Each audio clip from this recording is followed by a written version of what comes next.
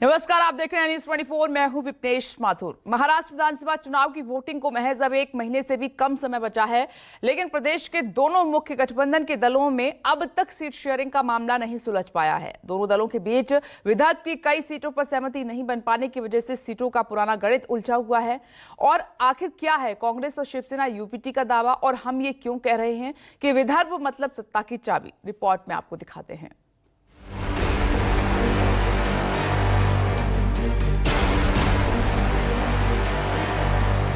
कांग्रेस एक राष्ट्रीय पार्टी है और भारतीय जनता पार्टी से भी बड़ी पार्टी है। बड़ी पार्टी के साथ हम क्या बात करें भाई?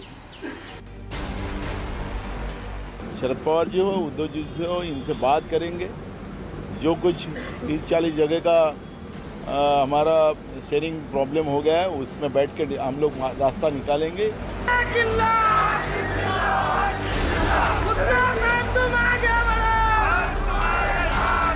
अगर कुर्बानी की बात कहें तो सिर्फ अमरावती और रामटेक नहीं तो कोल्हापुर भी उसमें आता है। जहां बीजेपी को लगा सबसे बड़ा टेंट, वहीं कांग्रेस उद्धव में फंस गया पेच। एमपीए में सीटों का समीकरण, कौन देगा कुर्बानी, जारी है मंथन। विदर्भ पर टेंशन हाई, किस खेमे में कितनी लड़ाई?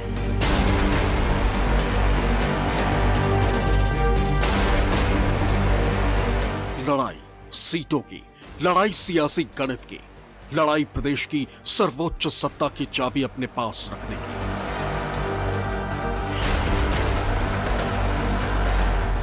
उद्धव ठाकरे की शिवसेना यूबीटी और कांग्रेस के बीच जारी इसी लड़ाई ने महाविकास अघाड़ी में सीट शेयरिंग के फॉर्मूले को उलझा दिया।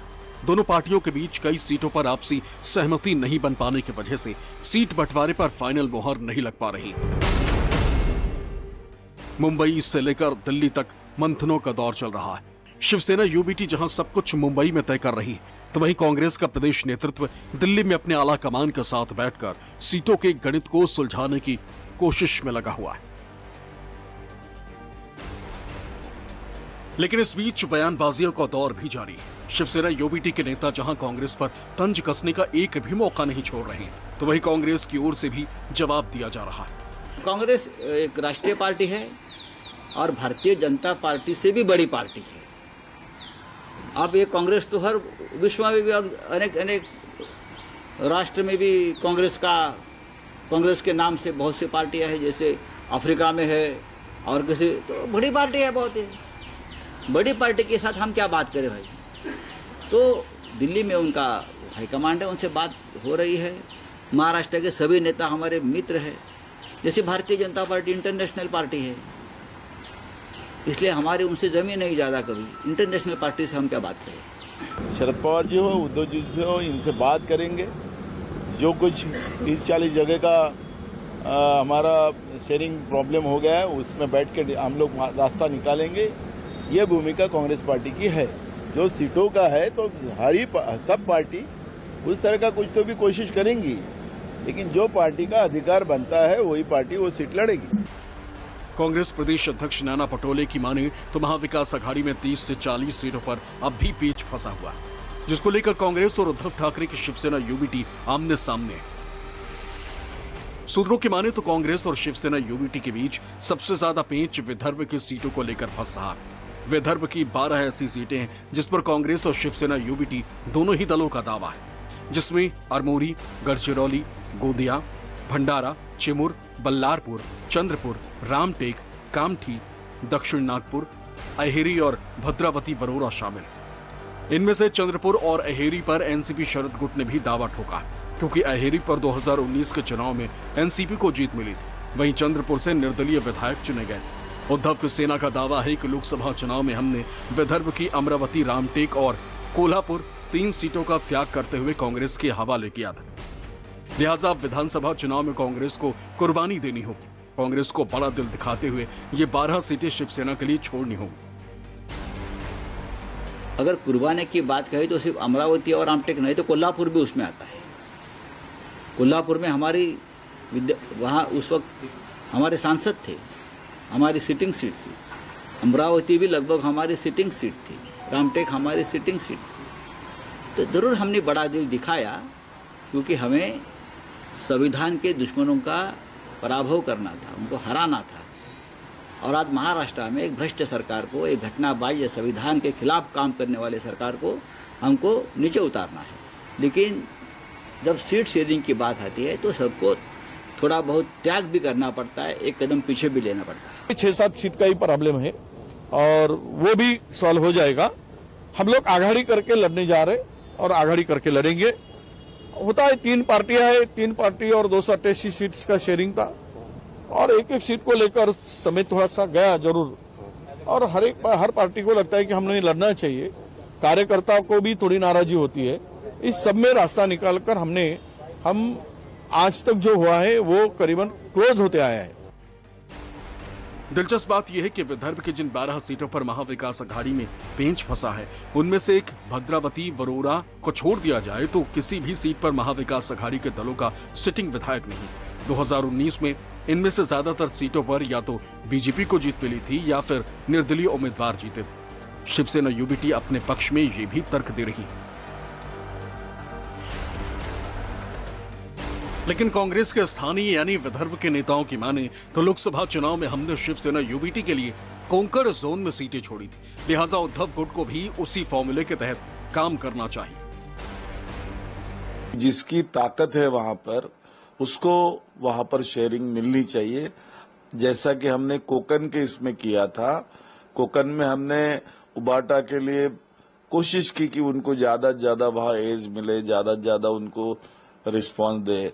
वैसे रिस्पांस उन्होंने हमारे बारे में भी देना चाहिए था। हमारा क्लेम क्यों बनता है ये बताने का काम पार्टी के कार्यकर्ता का, पार्टी के नेता का है कि हाईकमान को कि हम क्यों मांग रहे हैं ये सीट, और जहां पर हमारे को वोट ज्यादा मिले थे वो सीट हमें मिलनी ही चाहिए। ये तो अधिकार मिलती नहीं, कांग्रेस को ही मिलेंगी, कुछ करने की जरूरत ही नहीं गिरेगी। सब पार्टी को लगता कि ये जगह मुझे मिलना चाहिए, यहाँ पे मेरी ताकत है। विवाद कहाँ पे भी नहीं है, चर्चा करके हम अंतिम फैसला करेंगे। दरअसल ये पूरा खेल सियासी गणित का है। विदर्भ में क्षेत्रीय पार्टियों के मुकाबले कांग्रेस और बीजेपी काफी मजबूत हैं। इन्हीं दोनों पार्टियों में मुख्य मुकाबला रहा है। वहीं अविभाजित शिवसेना में उद्धव ठाकरे की पार्टी जिन सीटों पर चुनाव लड़ती थी, ऐसी संभावना है कि इस बार ये सीटें शिंदे की शिवसेना को मिले। ऐसे में शिंदे की शिवसेना का वर्चस्व तो विदर्भ में कायम रहेगा, लेकिन उद्धव ठाकरे की जो शिवसेना है उसका अस्तित्व विदर्भ में खतरे में पड़ सकता है। और यही वजह है कि उद्धव ठाकरे और उनकी पार्टी के नेता हर हाल में चाह रहे हैं कि विदर्भ में उनको ज्यादा से ज्यादा सीट मिले, जबकि कांग्रेस लोकसभा में बेहतर रिजल्ट और विदर्भ को कांग्रेस का बेल्ट मानकर सीटें नहीं छोड़ रही, क्योंकि अगर विदर्भ जोन में कांग्रेस के कोटे में सीटें कम आई तो उनका गणित भी बिगड़ सकता है। ऐसे में कांग्रेस और उद्धव ठाकरे के शिवसेना यूबीटी के बीच सीटों पर सहमति बनाने के लिए महाविकास अघाड़ी के फाउंडर शरद पवार को एक बार फिर मुख्य भूमिका में आना पड़ा।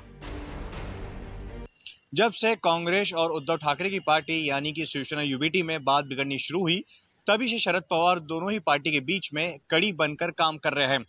वाईबी सेंटर में लगातार बैठकों का दौर जारी है। शरद पवार शिवसेना यूबीटी और कांग्रेस के नेताओं के साथ मुलाकात कर मान बनोबल में जुटे हुए हैं। रविवार के दिन शरद पवार ने इन दोनों दलों के कई नेताओं के साथ कई राउंड की बैठकें की।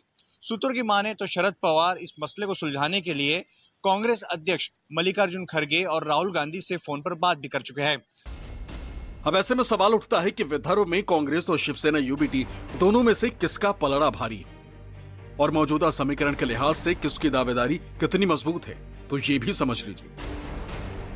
विदर्भ की 12 ऐसी सीटें हैं जिसको लेकर के कांग्रेस और उद्धव ठाकरे की पार्टी में विवाद है। अब रही बात समझौते की, तो ये बात सही है कि यदि महाविकास अघाड़ी में दोनों को रहना है और विधानसभा चुनाव मजबूती से लड़ना है तो दोनों को अपने अपने कदम पीछे लेने होंगे, तभी समझौते हो सकते हैं। दोनों बात अपनी मांगों पर अड़े रहे तो बिखराव तय है, और बिखराव होगा तो उसका परिणाम दोनों को भुगतना पड़ेगा। अब ऐसे में देखना दिलचस्प होगा कि प्रदेश की सत्ता से महायुति को उखाड़ फेंकने के लिए महाविकास अघाड़ी के दल अपने गठबंधन के सहयोगियों के साथ आपस में कैसे सामंजस्य बिठाते हैं और कांग्रेस शिवसेना यूबीटी में से कौन अपने कदम कितना पीछे खींचते हैं।